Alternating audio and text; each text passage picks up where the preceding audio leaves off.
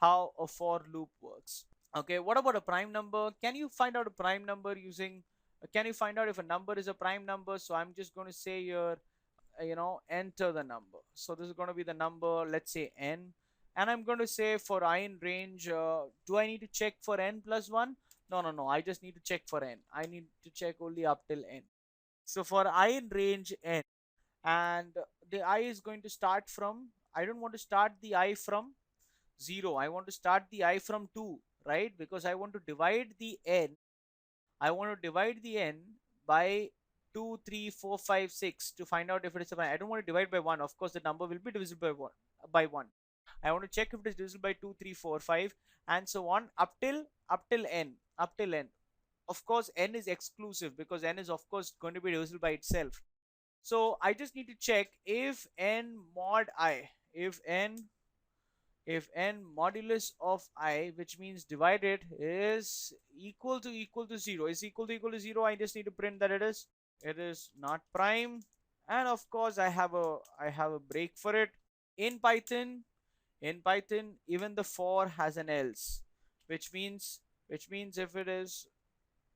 it finishes the entire range of checking, and still if the for is still working and this condition fails, then it will come in the else, which means it is not yet broken out with not prime. So I just need to print saying that it is prime, right? And when I say this one to the number that you want to check if it is a prime or a not prime, 15, not a prime. If I say enter the number and he tells me 13, prime.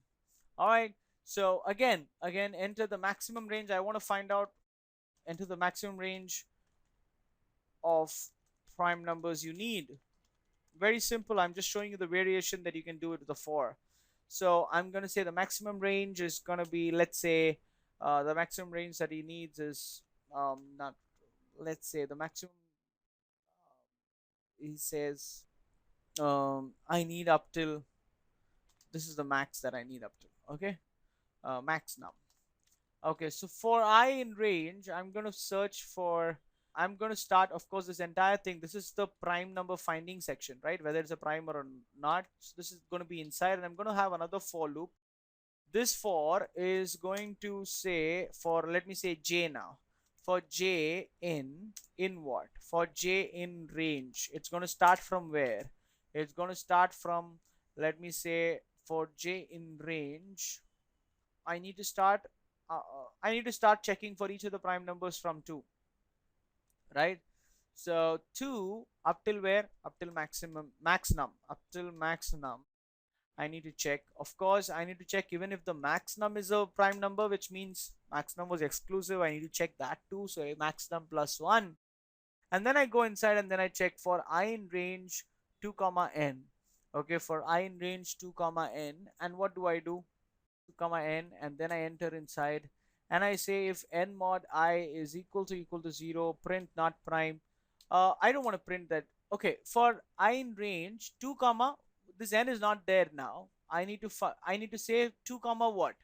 2 comma j, because inside it is going to be j. And if j mod I is equal to because, yeah, and I'm going to print, I don't need to print that it is not a prime. I just need to break out of this inner for, and then I say else, and then I say I don't want to print that it is a prime. I want to print the number if it is a prime number. So if it is a prime number, I just want to print j.